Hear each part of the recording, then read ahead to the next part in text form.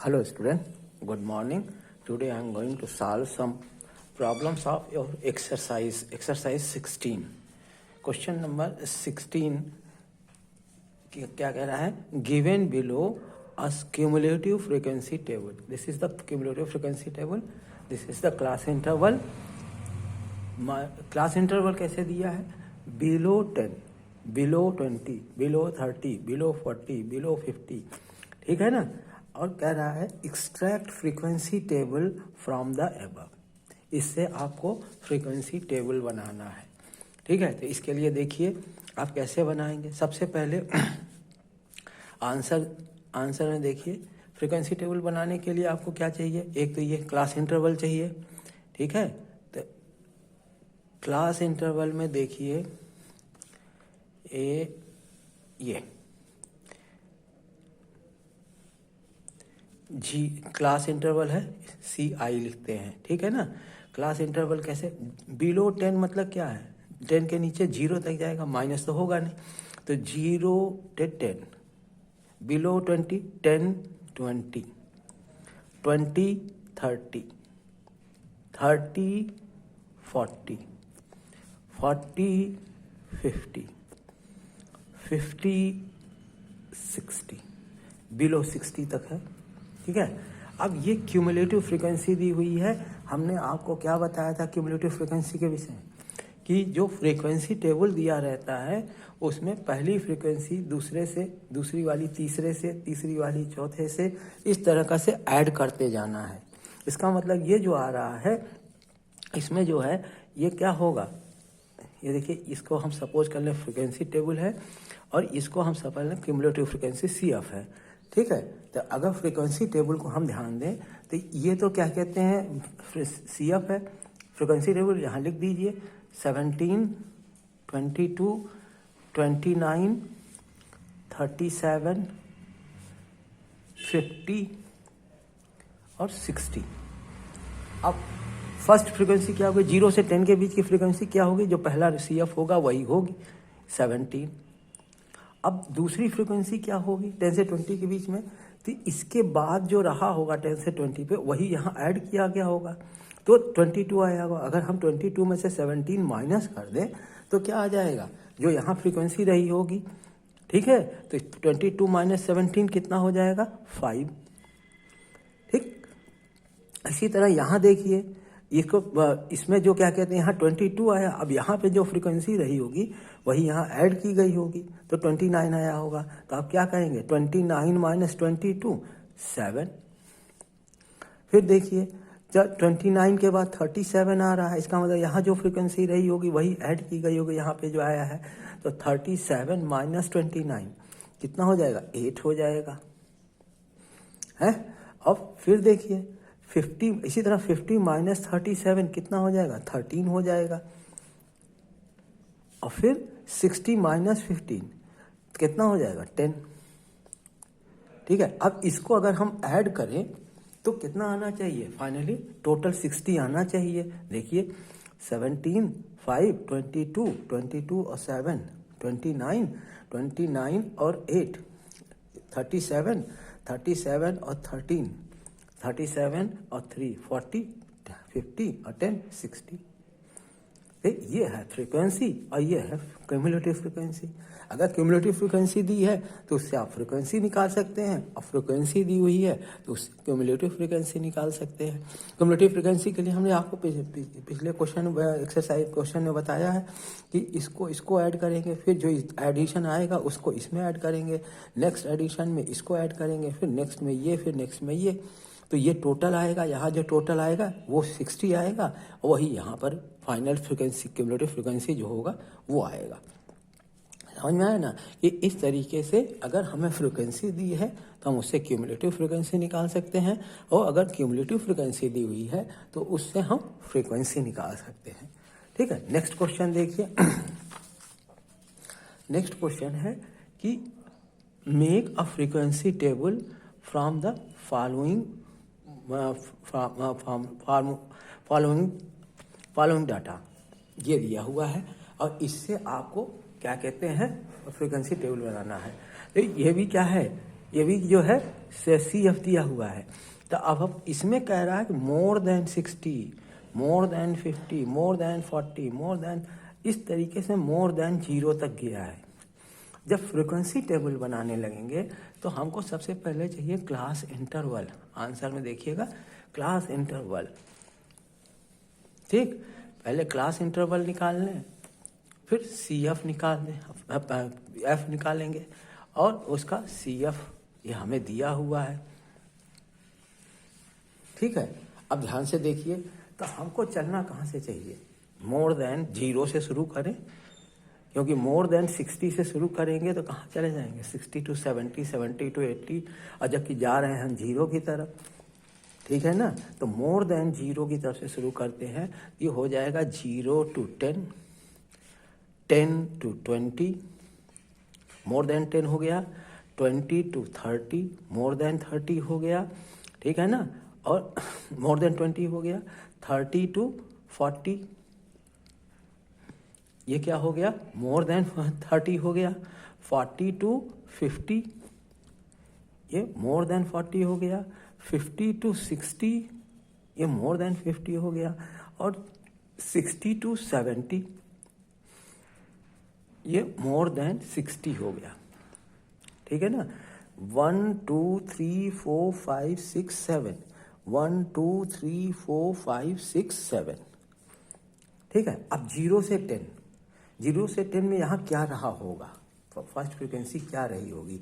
ये यहाँ पर 100 आ रहा है, इसका मतलब इसको इसमें से माइनस करें, जो यहाँ पे आएगा वही जो है क्या कहते हैं यहाँ पे फ्रीक्वेंसी रही होगी। तो 100 माइनस 92 करेंगे तो क्या आएगा? 8। इसी तरह 92 में से 87 माइनस करेंगे तो क्या आएगा? ध्यान दीजिए, 92 में से 87 माइनस करेंगे तो 5 आएगा, ये हो गया 5। अब ध्यान दीजिए, 92 में से 87 में से 75 माइनस करें तो कितना आएगा? देखिए 5 और 7, 12 आ जाएगा। फिर 87 में से 75 माइनस करें, अच्छा हो गया, 87 में से 75 माइनस हो गया। अब 75 में से 75 में से क्वेश्चन में क्या दिया हुआ है? 40, 75 में से ये 40 है बेटा, 40 माइनस किया जाए तो आ जाएगा 35, तो ये हो गया 35, ये आ जाएगा 35। और फिर 40 में से 16 माइनस करें तो कितना आ जाएगा? ये आ जाएगा 40 में से 16 माइनस करेंगे तो देखिए कितना आ जाएगा? 40 में से 16, 4 20, 24 आ जाएगा, ठीक है, 24 आ जाएगा।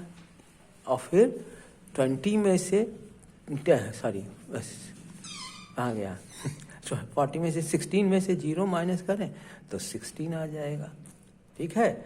ये हो गया 50 to 60, और 60 to 70 पे क्या हो जाएगा? 0 हो जाएगा, ठीक है ना।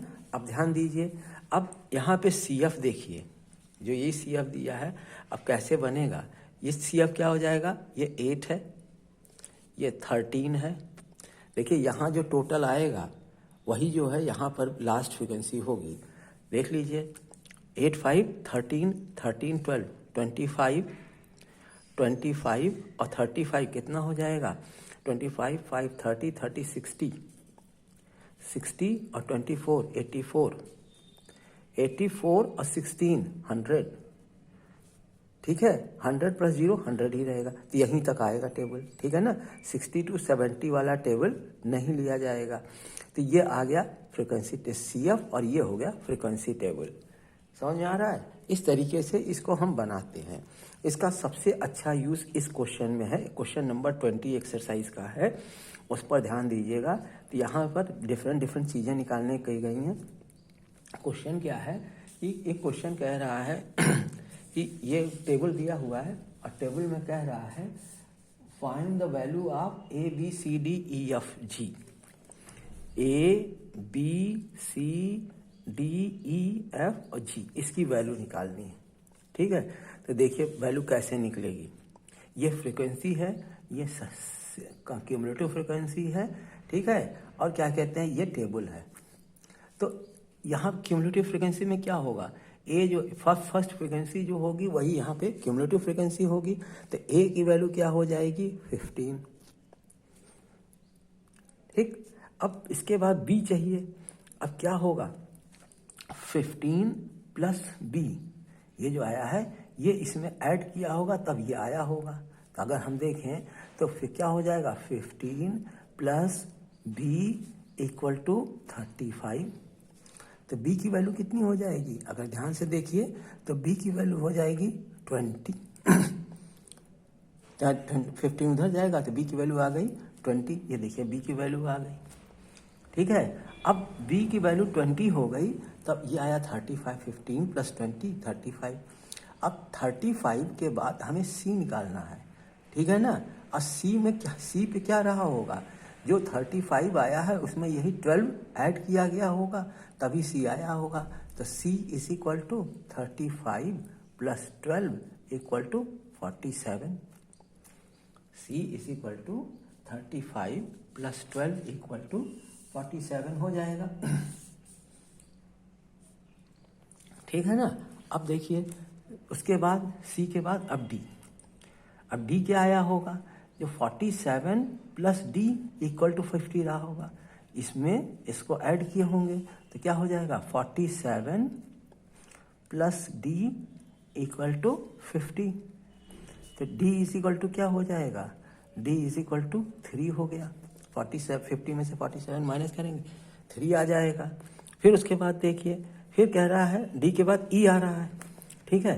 तो e क्या होगा, यहाँ पे तो आ गया, d की वैल्यू आ गई 3, यहाँ पे 3 रही होगी, 3 है, ठीक। अब e की वैल्यू क्या आई होगी, e की वैल्यू जो है 50 plus e is equal to 55 होगा। तो 50 plus e is equal to 55। तो e की वैल्यू क्या हो जाएगी, 5 हो जाएगी, ठीक है। अब इसके बाद f चाहिए, f की वैल्यू क्या रही होगी, जब e जो आया है 5, यहाँ पे 5 है, ठीक है, ये है 55। तो 55 में f5 जोड़ देंगे तो f आ जाएगा।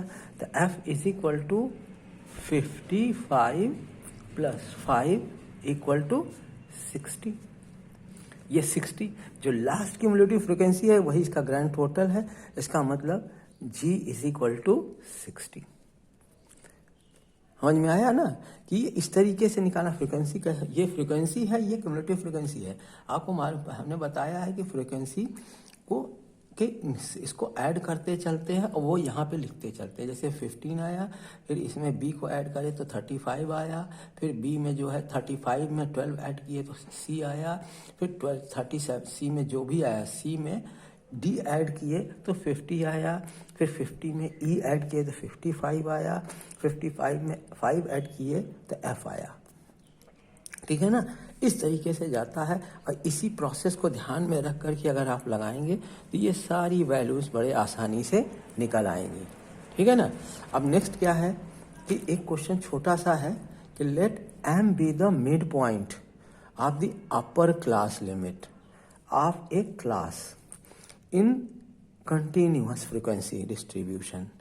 Find the value of lower class limit. Find the value of lower class limit.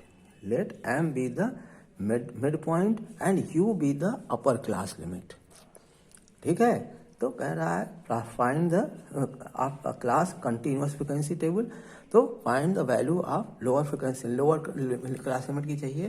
तो बहुत सिंपल है बेटा, ध्यान से देखिए कि जो मिड पॉइंट की वैल्यू होती है वो क्या होती है, m is equal to L plus U, lower limit plus upper limit upon 2।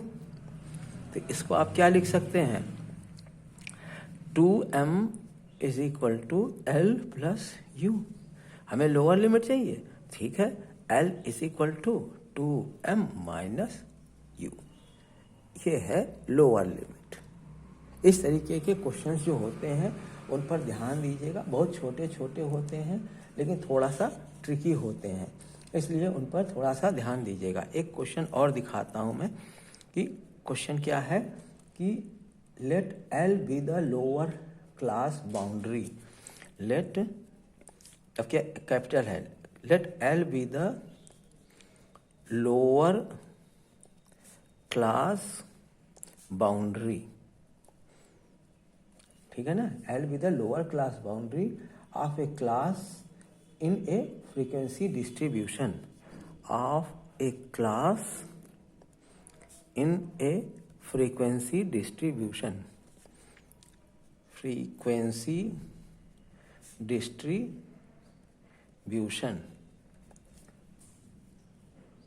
and m be the midpoint of the class, and m be the midpoint of the class, m be the midpoint of the class. Find the upper class boundary, find the upper class boundary of the class, अभी तक देखिए यहाँ पे आपने lower निकालना है, यहाँ पे अपर निकालना है, ठीक है ना। एल क्या है, लोअर क्लास लिमिट है एम, तो देखिए एम इज इक्वल टू फिर वही चीज, एल अपर क्लास लिमिट को आप कैपिटल यू ले लीजिए, ठीक है ना। तो एल प्लस एल क्या हो जाएगा, एल प्लस यू अपॉन 2 हो जाएगा, ठीक है। हमें अपर क्लास निकालना है तो सेम चीज करें हम कि 2m is equal to L plus U, upper class boundary निकालनी है तो u is equal to 2m minus L, ये निकला है। इस तरीके के जो भी क्वेश्चन आए उनको आप लगा करके देखिएगा, ठीक है। और भी जो क्वेश्चन प्रॉब्लम्स होगा लिख के भेज दीजिएगा, हम सॉल्व कर देंगे। Okay, thank you.